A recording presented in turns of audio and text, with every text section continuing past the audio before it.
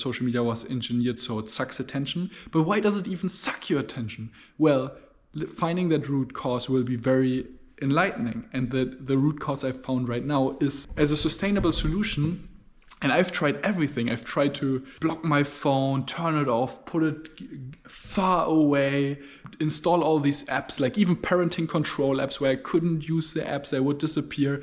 But it's becoming clear to me that restriction and elimination is basically just suppressing the symptom. And that applies to a meditation retreat too. It was a wonderful confirmation to then go up and just sit on the meditation cushion for a few minutes and then have that release and those insights. And then, oh my gosh, of course, like I was just distracting myself for 3 hours. And really, this need to distract myself came from my attention being addicted to distract myself from the pain I didn't want to feel. But then I feel it, I give it attention for a few minutes, and there's the release. And if I had done that straight away, I would not have needed that whole 3-hour time-wasting distraction. So really, as a sustainable solution, I'm coming to see and learn how a truly sustainable solution is not putting a blind eye to it.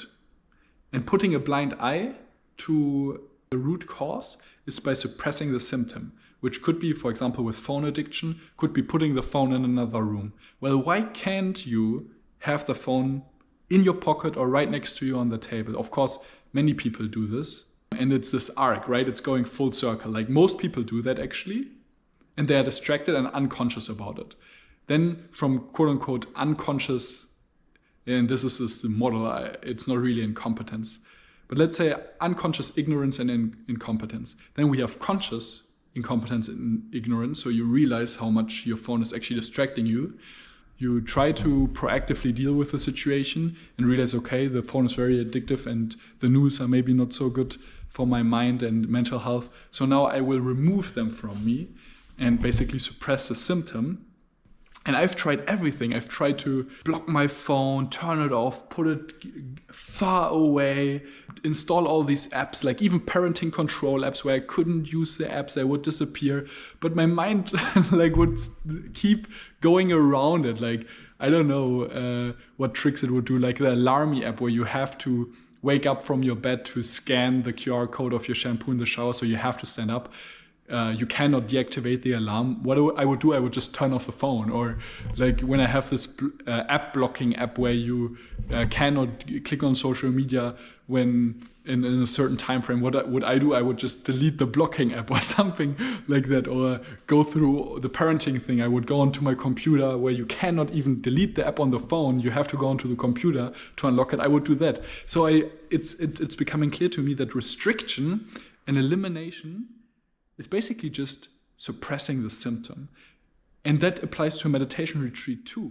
Like, again, all of these have their validity and can be extremely useful and helpful. And if they do for you, great.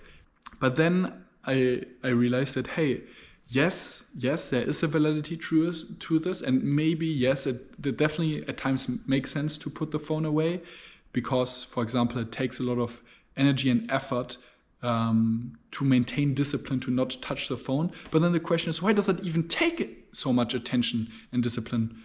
Well, you could say, yeah, because social media was engineered so it sucks attention. But why does it even suck your attention? Well, finding that root cause will be very enlightening. And the root cause I've found right now is that unprocessed pain that we've been talking about. And when we process that pain, we have less and less even the need to distract ourselves and become more and more responsible, meaning the ability to responsibility, the ability to respond and consciously handle our situations without needs sucking and pulling on us. And this is really what I noticed in the last couple of days, how many forces there are that push and pull us in our mind. And it's all unprocessed pain and tensions. Like, if we cannot simply entirely relax in the present moment and be free to go whatever path, go eat now, call a friend, go to bed, take a nap, meditate. Like, it's about freedom of action.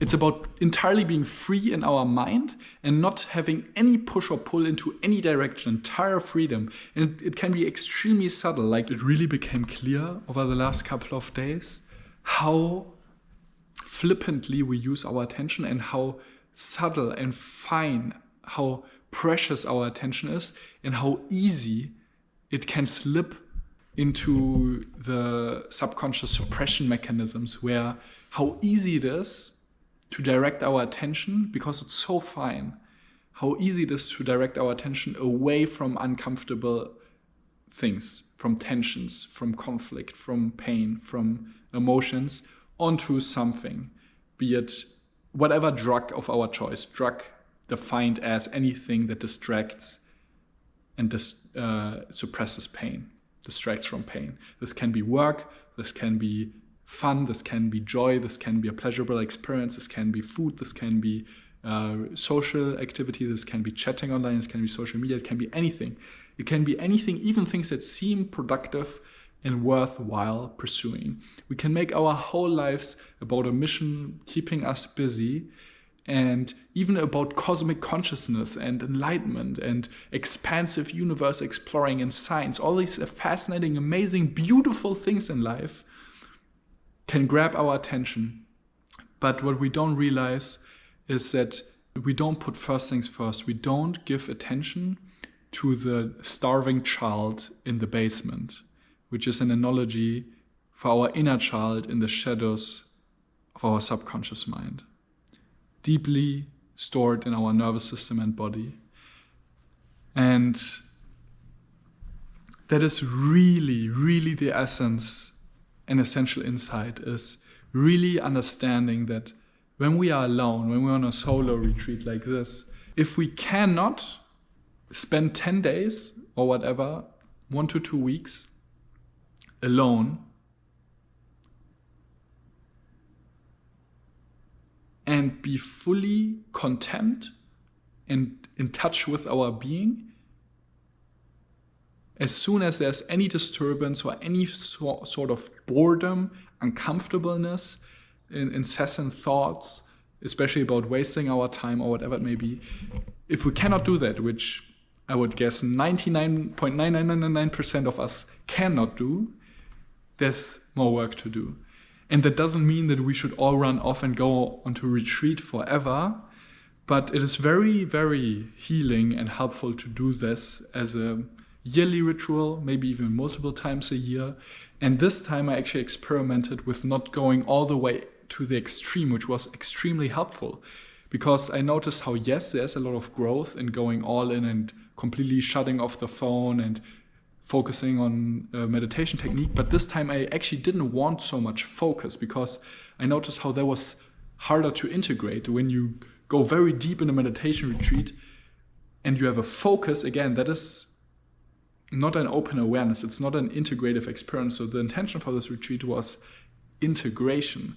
So I actually allowed myself to go on my phone sometimes, but try to do it as consciously as possible. And that is only how I got the insight I'm talking about right now, because I noticed how easily I would, again, overwork myself. Even if I just looked at my phone for an hour, I would already feel my energy getting stuck up in my head.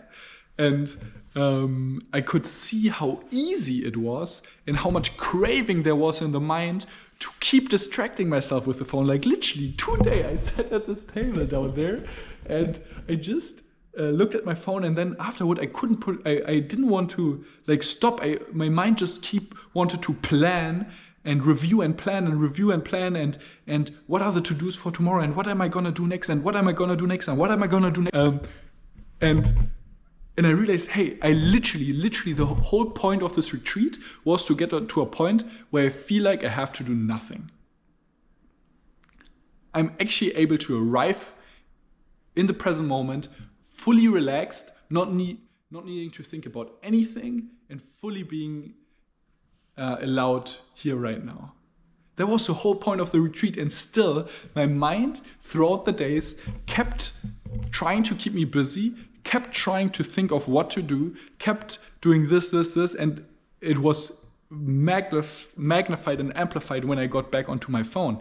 And then I saw how easy it was, how easy the mind was trying to convince myself how it's important to do something, or okay, now it's been enough, or now it's time to get back into it. And then I really believed it. It's so easy to believe. It's so easy to believe. It's so convincing, especially if we don't have a network of wise guides who can ground us in a higher truth. When we have this onslaught of social media and of course many people around us who have similar suppression mechanisms, it's basically impossible to realize. And I noticed this. I meditated down there on the couch, and after, like, let's say half an hour or an hour of meditation, I took out my phone. I wanted to text a friend, but I said, hey, I won't text them now because I feel that push to text them. So I meditated for an hour until the push was not there anymore. And it was a very subtle thing, a very subtle urge to needing to text them. So it's finally done and off my plate and completed. And I really had that neurosis of needing to complete things and getting that quote unquote satisfaction of it. But it wasn't a fulfillment of satisfaction. It was just a getting off, so I no longer have the pain of an uncompleted thing.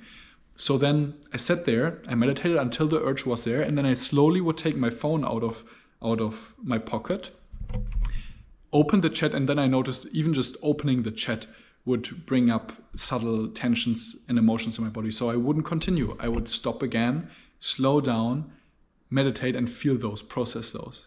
Okay, they are processed. I'm calm and centered. Okay, now I start typing. Or while I start typing, I see how it's triggering things up. Okay, let's feel that before I send off the message. I feel it, blah, blah, blah. And it took probably another 20 minutes before I finally sent off that message. But then that message was sent clean. It was clean, without emotional attachments and swirling things. And I'm sure it has a different way of being received by that person too. Yeah, it's truly a crazy journey.